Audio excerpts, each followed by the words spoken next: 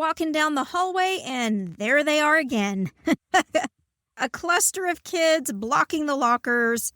Maybe one's holding a phone. 3 more are flinging their arms in what can only be described as coordinated chaos. Same song, same 10 seconds over and over and over again. And you think, how is it possible to care this much about isolated movements? And then they huddle around the phone, they check the replay, and they give each other those tiny little conspiratorial smiles. And then they do it again. They are not auditioning for So You Think You Can Dance. They're doing something older and much more human. Because what looks like random imitation is actually one of the deepest things that humans do to belong. And let me promise you this. By the end of this episode, you're going to understand why those TikTok routines aren't really about dancing at all. They're about identity survival. Hey, school counselor, welcome back. In this episode of our Why Do They Do That series, we're asking a question every adult on campus has thought about at least once. Why do they copy every TikTok dance known to humankind? The answer might surprise you, because sometimes it's not about fun at all. It's about proof that they still belong, they're seen, and that they're in. Today, we're going to dig into the science, the psychology, and the real human stories behind those synchronized moves. So if you're ready for some straight talk, my friend, the kind that gives you clarity and a little bit of rebellion, you're going to be in the right place. I'm Steph Johnson, and this is the School for School Counselors podcast. Okay, so before we go scientific, pause with me and think about your own adolescence. Cringeworthy, right? If it was anything like mine, it takes a lot to make me go back there. But think about, did you ever mimic other people just to fit in? Or feel that tiny sting of being off trend and instantly on the outside?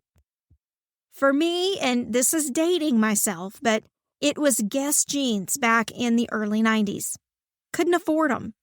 And then the Beanie Babies craze. I didn't understand it and really didn't want any, but still felt the disconnect when my friends talked about them endlessly. You probably have your own version of that memory.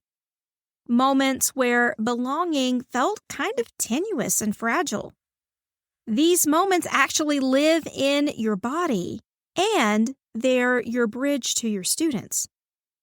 Because every kid that walks your hallways is holding that same question. Do I belong here? And this kind of empathy expands your radar.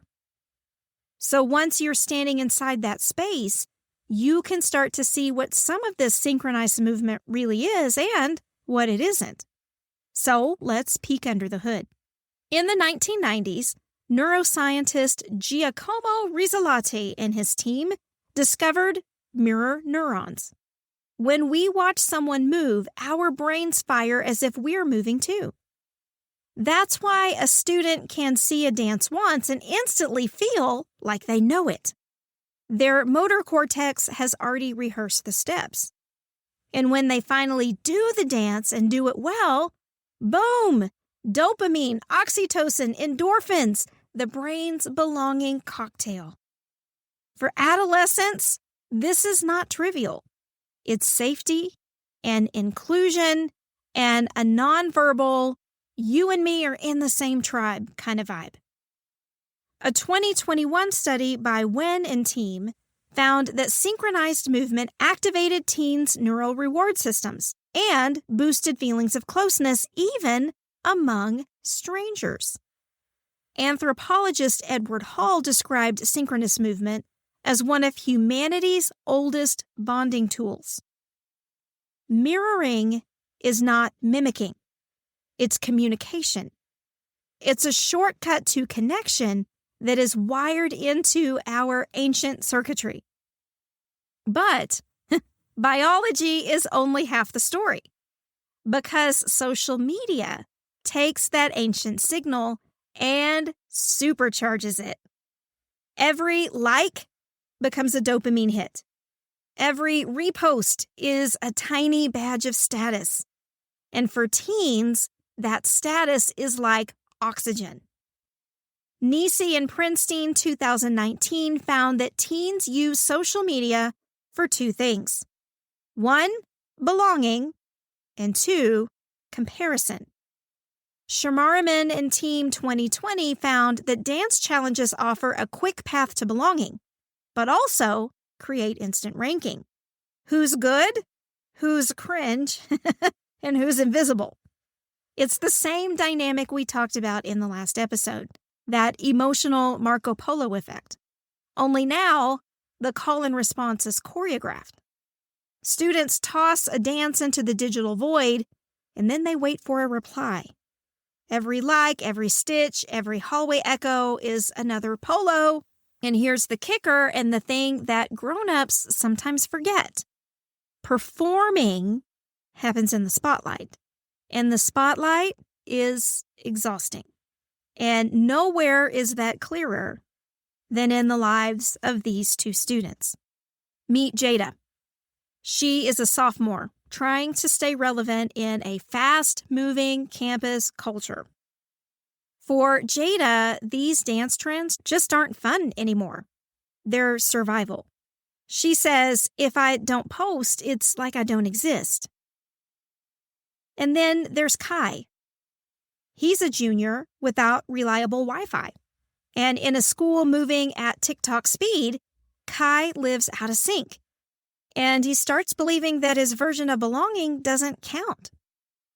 Two different experiences, but one outcome: disconnection. A 2022 Journal of Adolescent Health study found excessive social media use predicts anxiety and depression, especially for girls, because belonging becomes something you chase rather than something you feel. And this is where we come in. We are bilingual in the worlds of online belonging and offline human beingness.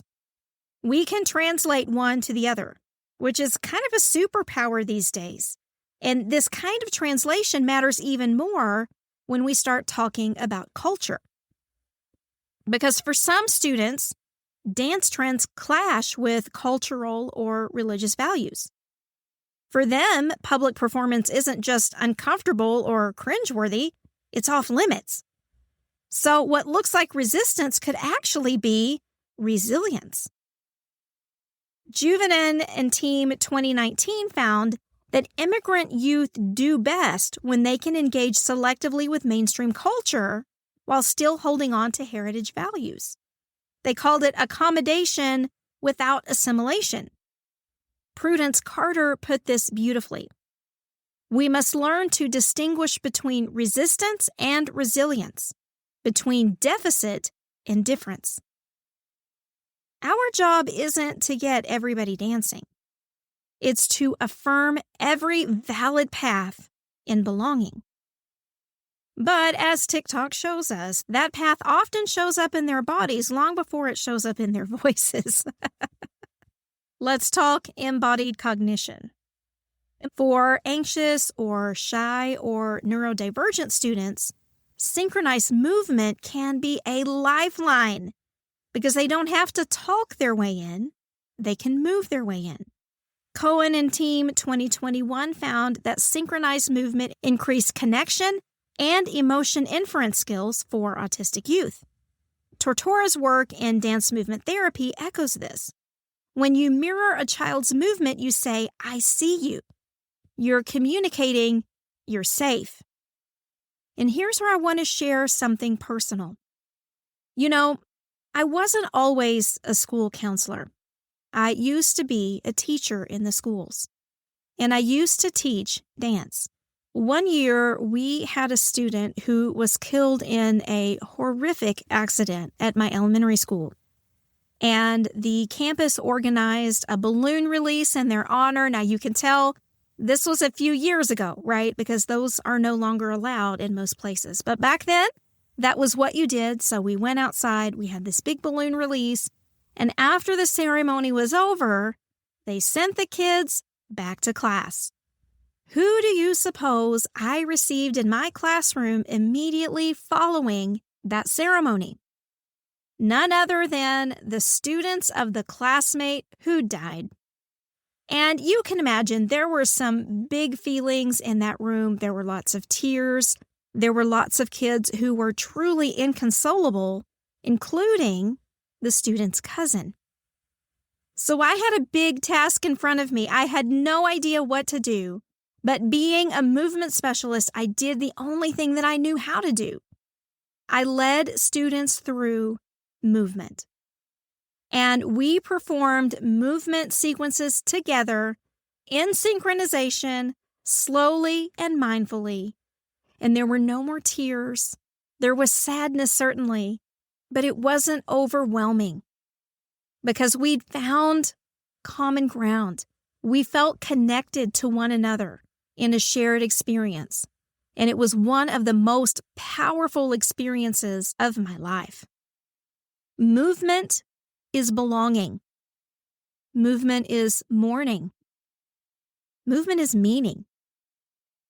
So watch your students closely. Who's leading? Who's following? Who hovers? Who films the thing? Every piece of those situations tells you something about how your students are seeking safety, agency, or inclusion. And I'll tell you this, attuning to students this way, noticing their rhythms, spotting the difference between connection and pressure, that takes a lot out of us. It's the kind of work that gets easier when you have people to think it through with. People who see what you see and who get what's at stake.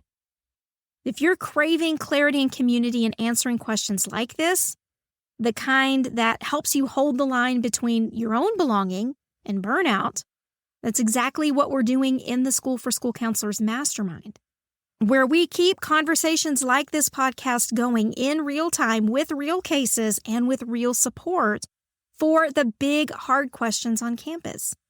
So if that sounds like something you need this year, I would love to see you there. There's going to be a link in the show notes. But let's talk about what happens when the synchrony stops being connection and instead becomes a trap. Because movement can also build hierarchy. Media scholar Lamore Schiffman calls this viral performativity, when joy becomes performance, and performance becomes currency. On campus, it shows up like excluding peers who can't keep up, or mocking students who miss a step. Marengo and Team 2020 found negative TikTok experiences predicted lower self-esteem and higher stress. Sheng and Chartrand 2003 found that students with lower self-esteem mimic more unless they already feel like they belong. When a student seems torn between fitting in and feeling forced, the question that can change everything is, what about this feels authentic? And what feels like you have to do it? That kind of brings us to the part that you actually showed up for. What do we do with all of this? When you take all of this, the brain science, the pressure, the culture, the instinct, you start to see something pretty clearly. Students don't need us to acknowledge their dance trends. They need us to anchor the belonging that's underneath them. And the good news is that we can do that in ways that feel small and ordinary and incredibly human. It starts with helping students understand what's happening in their own bodies. Kids feel less controlled by the trend when they know why they're drawn to it, when they understand mirror neurons and reward systems and the instinct toward synchrony. When you explain that, it gives them agency inside of the dances. And then there's modeling, showing students what low-stakes movement looks like. A silly movement warm-up in a group, a rhythm game, clapping and stomping, anything that says, your body is allowed to be here. The other thing that we forget sometimes is that belonging has more than one rhythm. Some kids belong in the dance, some belong on the edge of it, and some belong behind the camera or making people laugh, or sitting shoulder to shoulder with the other kid that doesn't want to participate. When you name those other rhythms and opportunities, you give students permission to stop performing and just be. And finally, there's something that almost always works: the offline moments. The rituals that don't need a phone or a replay or an audience. A clapping pattern in morning announcements. A shared deep breath at the end of a lesson. Or a student-staff dance that's messy and chaotic and absolutely perfect. Those kinds of moments matter. Ding and colleagues called synchrony social glue, and they 100% meant it.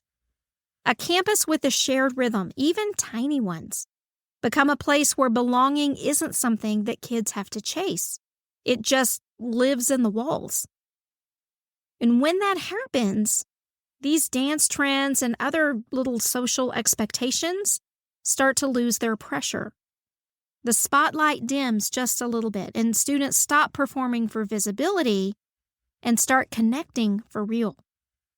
When you walk down that hallway tomorrow and you see that same cluster of kids crowding the lockers, the same song you've heard 100 times, the same 10 seconds looping again and again, I hope you see it differently. I hope that now you won't see chaos or just performance or eye-rolling repetition. I hope you see the instinct underneath it. That ancient human drive to sync up with somebody else, to feel part of something, to say without words, stick with me, I'm here, and you're here too. Because that's what all this is. That's what they're trying to solve with all the shoulder pops and the spins and the choreography. They're trying to answer the same question every adolescent in the history of time has asked. Where do I fit? It's not immaturity, my friend. It's development. And if we can see that clearly, really see it, then we can meet them in places far deeper and more important than a dance trend. We can help them sort the belonging from the performing, the this is me from the this is what gets me noticed, the safety from the spotlight. Tucked inside that little crowd is the heartbeat of adolescence, and it's messy and rhythmic and hopeful and desperately human. Hey, thanks for walking through this with me today.